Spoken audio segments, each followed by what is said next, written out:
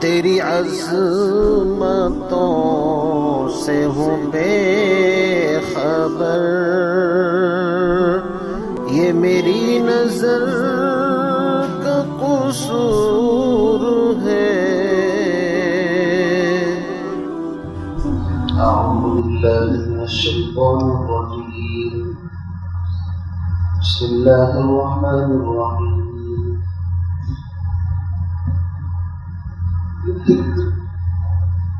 وَإِذْ قُلْتُمْ يَا مُوسَىٰ لَن نَّصْبِرَ عَلَىٰ طَعَامٍ وَاحِدٍ فَادْعُ لَنَا رَبَّكَ يُخْرِجْ لَنَا مِمَّا تُنبِتُ الْأَرْضُ مِن بَقْلِهَا وَقِثَّائِهَا وَفُومِهَا وَعَدَسِهَا وَبَصَلِهَا قَالَ أَتَسْتَبْدِلُونَ الَّذِي هُوَ أَدْنَىٰ بِالَّذِي هُوَ خَيْرٌ اهبطوا مصرا فإن لكم ما سألتم وضربت عليهم الذلة والمسكنة وباءوا بغضب من الله ذلك بأنهم كانوا يكفرون بآيات الله ويقتلون النبيين بغير الحق ذلك بما عصوا وكانوا يعتدون صدق الله العظيم۔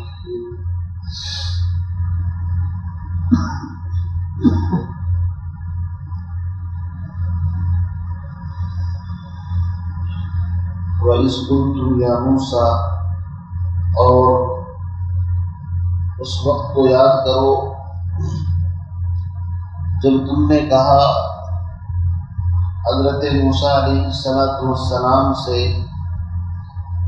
یا موسیٰ لن نصبر علی طعام واحد، اے موسیٰ ہم ہرگز صبر نہیں کر سکتے ایک ہی قسم کے کھانے پر۔ فادع لنا، بس تو دعا کر دے ہمارے لیے ربا کا، اپنے پروردگار سے، اپنے رب سے، یخرج لنا مما تنبت الارض، کہ وہ پیدا کرے ہمارے لیے ان چیزوں میں سے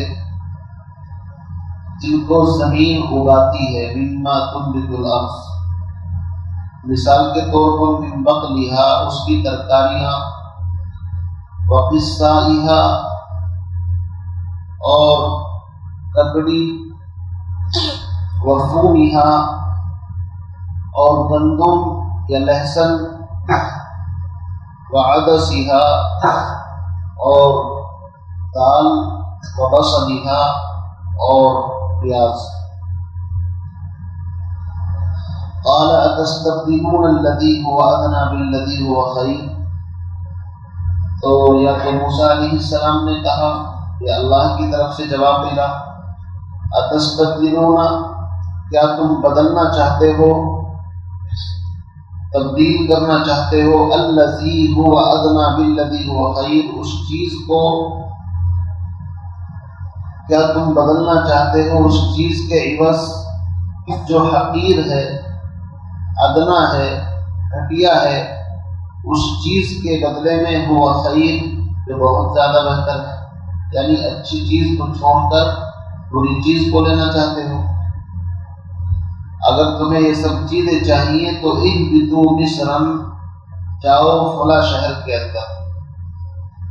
فإن لکم ما سألتم، بس تمہارے لیے وہاں پر وہ چیزیں ہیں جس کا تم سوال کر رہے ہو، وہ چیزیں وہاں پر موجود ہیں۔ آگے ہے وَضُرِبَتْ عَلَيْهِمُ الذِّلَّةُ وَالْمَسْكَنَةُ، اور ذلت اور مسکنت ان کا مقدر بن گئی، ان پر تھوپ دی گئی۔ وَبَاءُوا بِغَضَبٍ مِّنَ اللَّهِ، اور یہ لوگ اللہ کے غضب اور غصے کے ساتھ، اس کے قہر کے ساتھ لوٹے واپس ہوئے۔ اور یہ سب ذلت اور مسکنت اور اللہ کا غصہ ان پر کیوں پڑا؟ ذَلِكَ بِأَنَّهُمْ كَانُوا يَكْفُرُونَ بِآيَاتِ اللَّهِ، اس وجہ سے کہ یہ وہ لوگ ہیں جو اللہ کی نشانیوں کا انکار کرتے ہیں، وَيَقْتُلُونَ النَّبِيِّينَ بِغَيْرِ الْحَقِّ، اور ناحق نبیوں کو قتل کرتے ہیں۔ ذَلِكَ بِمَا عَصَوا وَكَانُوا يَعْتَدُونَ، اور یہ سب اس وجہ سے کہ انہوں نے نافرمانی کی اور حد سے زیادہ تجاوز کیا۔ یہ آیات کا ترجمہ ہوا۔ اب اس کی تفسیر خلاصہ فرمائیے۔ آیت کے بظاہر سے معلوم ہوتا ہے کہ جب اس میدان وادی طیب کے اندر یہ لوگ من و سلوہ کھاتے رہے، آسمان سے ابر بادل کا سایہ ان کے سروں پر ہوتا رہا، روشنی کے لیے ایک مینار تھا جس سے روشنی اور لائٹیں نکلتی تھی، اسی طریقے سے پتھر سے اللہ رب العزت نے ان کے لیے 12 چشمے جاری فرما دیے کہ ہر قوم، ہر جماعت، ہر قبیلہ اپنے اپنے گھاٹ پر پانی پیتا تھا۔ تو کچھ دنوں کے بعد ان لوگوں نے حضرت موسیٰ علیہ السلام کے سامنے فرمائش رکھی اور یہ ڈیمانڈ رکھی، یا موسیٰ لن نصبر علی طعام واحد، اے موسیٰ ہم ہرگز ایک کھانے پر صبر نہیں کر سکتے۔ یعنی اللہ کی طرف سے جو رزق ان کو مل رہا تھا بغیر محنت اور مشقت کے، بظاہر آیت سے محسوس ہوتا ہے کہ وہ لوگ اس کو کھاتے کھاتے اگتا رہے، لیکن حقیقت یہ ہے کہ ایک ہی قسم کے کھانوں سے اگتا جانا شاید اتنی بڑی بات نہ ہو، کیونکہ انسان کی فطرت ہے۔ اللہ رب العزت نے اس کو مختلف نوعیت کے اوپر پیدا فرمایا ہے، اسی لیے انسان کی فطرت ہے اگر ایک حسین جمیل مکان کے اندر بھی اس کو رکھو تو کچھ دنوں کے بعد اس میں بھی چینجنگ کا خیال اس کو ہونے لگتا ہے۔ ایک ہی طرح کا کھانا اس کو کتنا بھی اعلیٰ سے اعلیٰ ملے تو بھی اس سے اس کا من بھر جاتا ہے، دوسرے غذاؤں کی تلاش میں انسان نکل جاتا ہے۔ تو یہ تو انسان کا فطری مزاج ہے، یہ اتنی بڑی بات نہیں ہے۔ بات دراصل اس کے اندر دوسری ہے، وہ یہ ہے کہ ایک تو انہوں نے بے صبری کا مظاہرہ کیا، اور دوسرے اگر کسی چیز کی فرمائش بھی کرنی ہے تو اس میں ادب اور احترام کا بھی خیال رکھنا بہت ضروری ہے۔ آپ دیکھیے اس طرح روکھی گفتگو کر رہے ہیں، یا موسیٰ لن نصبر علی طعام واحد، اے موسیٰ ہم ایک ہی کھانے پر صبر نہیں کر سکتے۔ یعنی پہلی بات تو وقت کے پیغمبر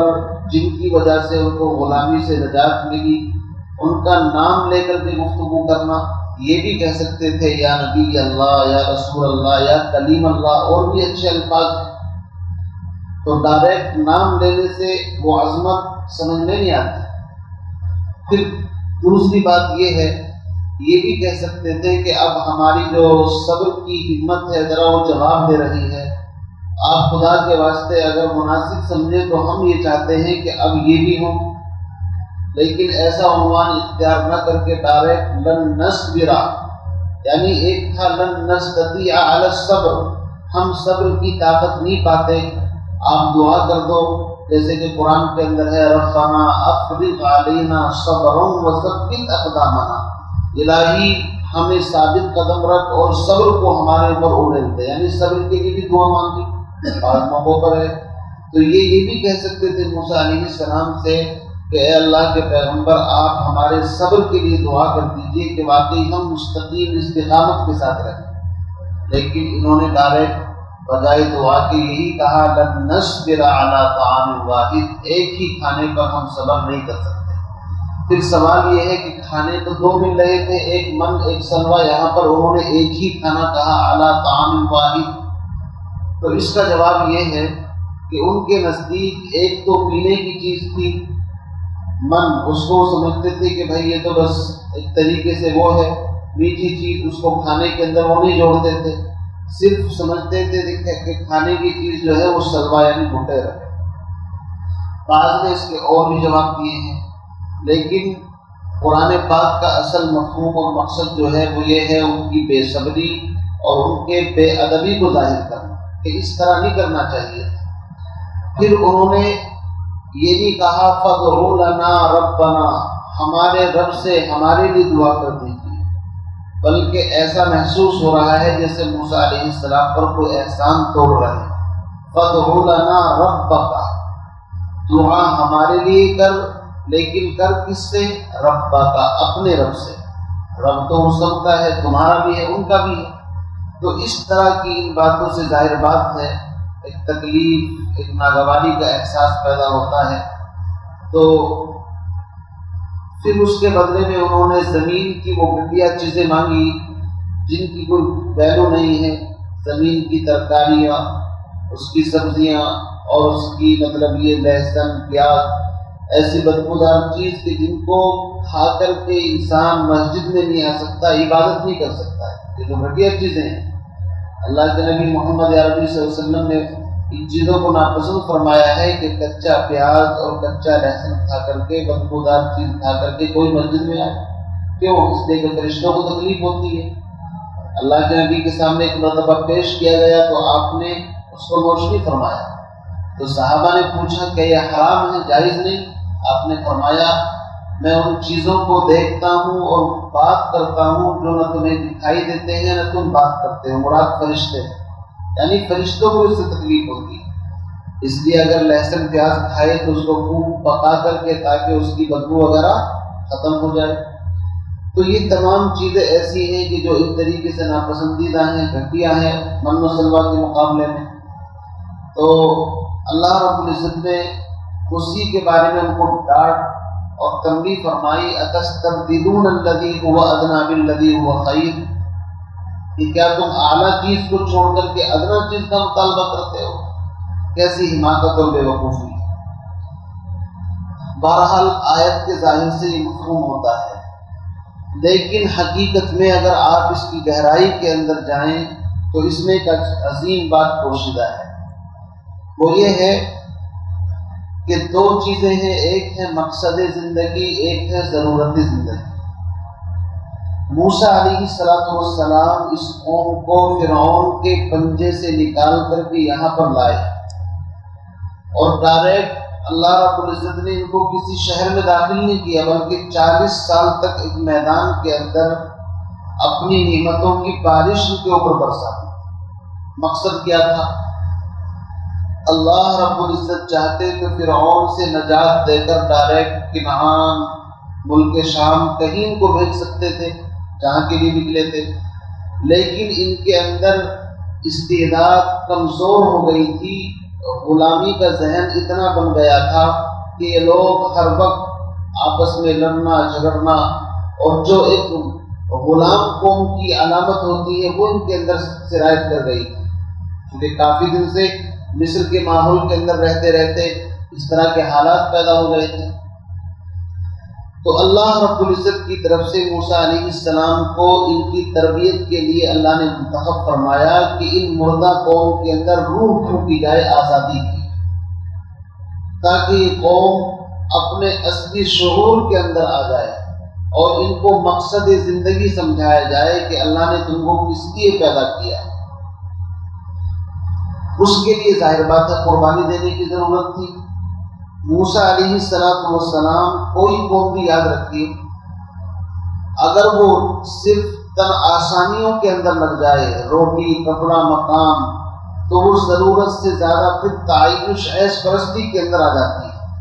اور پھر اس قوم سے وہ بڑے مقصد حاصل نہیں ہوا کرتے جس مقصد کے لیے قوموں کو اللہ پیدا فرماتا ہے۔ بڑے ہدف اور بڑے مشن کو وہی قوم حاصل کرتی ہے جو فقر، فاقہ، مجاہدہ، تندرستی کے ساتھ آگے بڑھتے ہیں۔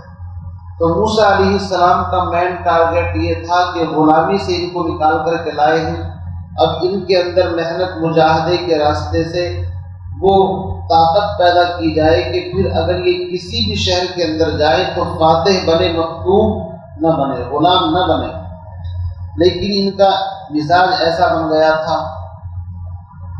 کہ لوگ محنت اور مجاہدے سے جی چھڑاتے تھے، جیسے کہ اس سے پہلے واقعہ گزر چکا ہے کہ موسیٰ علیہ السلام نے ان سے کہا کہ فلاں شہر کے اندر تم کو جا کر کے لڑنا ہے، تو وہاں جا کر کے جب انہوں نے دیکھا تو آ کر کے موسیٰ علیہ السلام سے کہا فَاذْهَبْ أَنْتَ وَرَبُّكَ فَقَاتِلَا إِنَّا هَاهُنَا قَاعِدُونَ، تو اور تیرا رب جا کر کے لڑ، ہم ان کے ساتھ نہیں لڑ سکتے۔ یعنی ایسا مزاج ان کا بن گیا تھا، اور موسیٰ علیہ السلام چاہتے تھے کہ ان کے اندر بہادری، شجاعت، اولوالعزمی پیدا ہو۔ اس لیے یہ چیزیں محنت اور مجاہدے سے حاصل ہوتی ہیں، تن آسانی سے یہ چیزیں حاصل نہیں ہوتی۔ جو چیز جو قوم پیٹ بھر کر کے غذاؤں پر ضرورت پر دھیان دیتی ہے وہ اپنے مقصد کو بھول جاتی ہے۔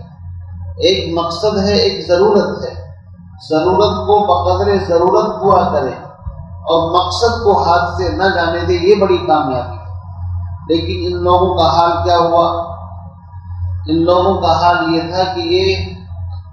محنت سے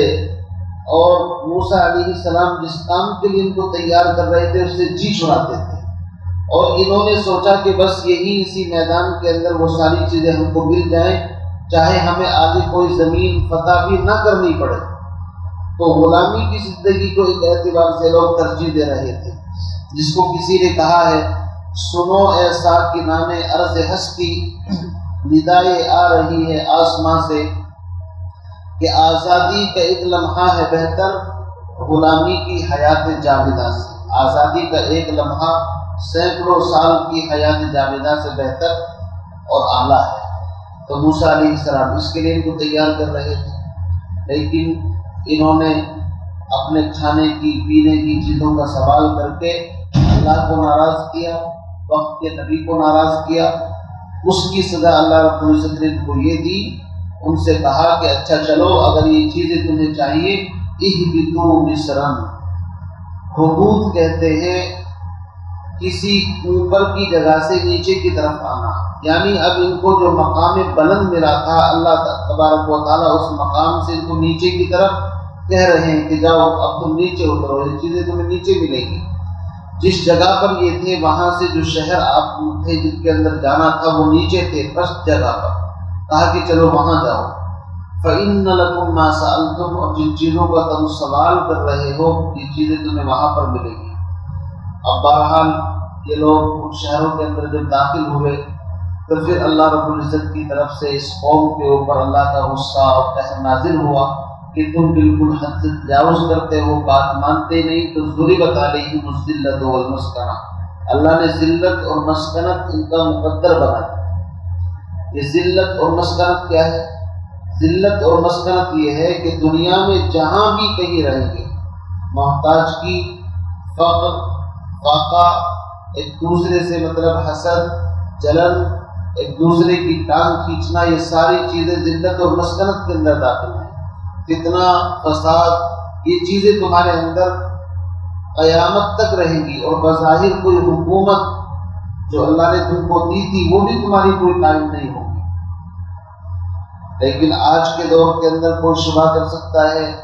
کہ اسرائیل کے نام سے ان کا ایک ملک الگ مستقل ہے، اور قرآن کہتا ہے ان کی کوئی حکومت قائم نہیں ہوگی۔ تو یاد رکھیے سورہ آل عمران کے اندر اللہ نے اس کی وضاحت کی ہے، ضربت علیہم الذلۃ والمسکنۃ اینما ثقفوا الا بحبل من اللہ وحبل من الناس۔ حکومت دو وجہ سے قائم رہ سکتی ہے، یا تو اللہ کی امان میں آ جاؤ یعنی اسلام قبول کر لو، یا اسلام کے احکام تم پر نافذ ہوں، جزیہ وزیہ دے کر کے تمہارے بچے، عورتیں، تمہارے راہب، علماء یہ محفوظ ہو جائیں۔ یا دوسری شکل یہ ہے کہ تم کسی کی امان کے اندر آ جاؤ، کسی بڑی حکومت کا سہارا لو اور ان کے زیر دست، چنانچہ ساری دنیا جانتی ہے کہ اسرائیل کی حیثیت امریکہ کی چھاؤنی سے زیادہ نہیں ہے، بس وہ ایک ایسا ہے جیسے ان کی چھاؤنی،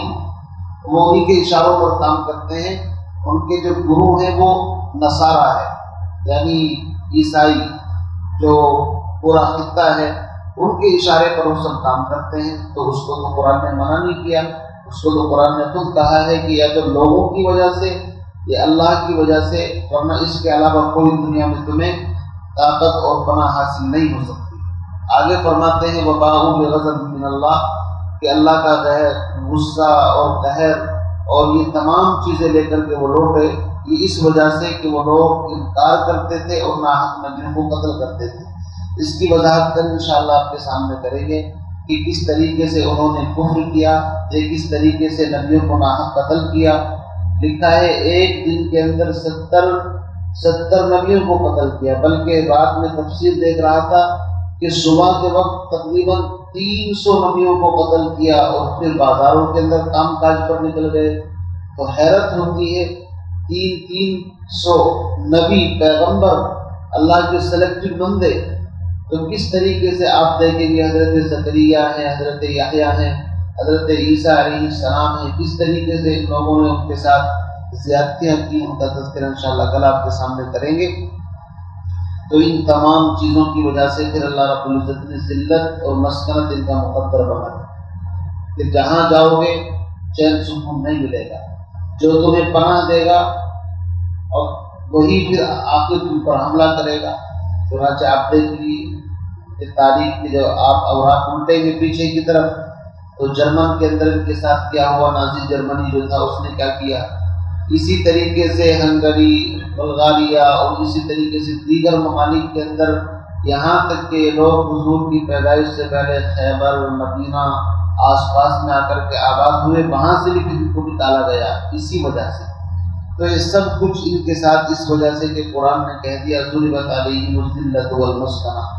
اللہ تعالیٰ سے دعا فرمائے ہم تمام کو ادب اور صحیح صبر اور شکر کے ساتھ زندگی گزارنے کی توفیق عطا فرمائے، چونکہ ان کے ساتھ یہ سارے معاملات عدم شکر کی وجہ سے، تو شکر نہیں تھا، ایک صبر نہیں تھا، ایک بے ادبی تھی، گستاخی تھی۔ تو ہمیں اور آپ کو سنایا جا رہا ہے کہ اگر ہم صبر سے کام نہیں لیں گے، شکر نہیں کریں گے، بے ادبی کریں گے، تو اللہ رب العزت کا کسی سے کوئی رشتہ نہیں ہے۔ جو بھی بے ادبی کرے گا اللہ رب العزت اس کو سزا دے گا، ہم کریں گے ہمیں ملے گی، اور جو بھی کوئی قوم کرے گی بے ادبی، اللہ کا اس کے ساتھ یہی ضابطہ و اصول ہے۔ اللہ تعالیٰ ہم تمام کو آداب کی رعایت کے ساتھ زندگی گزارنے کی توفیق عطا فرمائیں۔ سبحان اللہ و بحمدہ، سبحانک اللہم و بحمدک، و اشہد ان لا الہ الا انت، استغفرک۔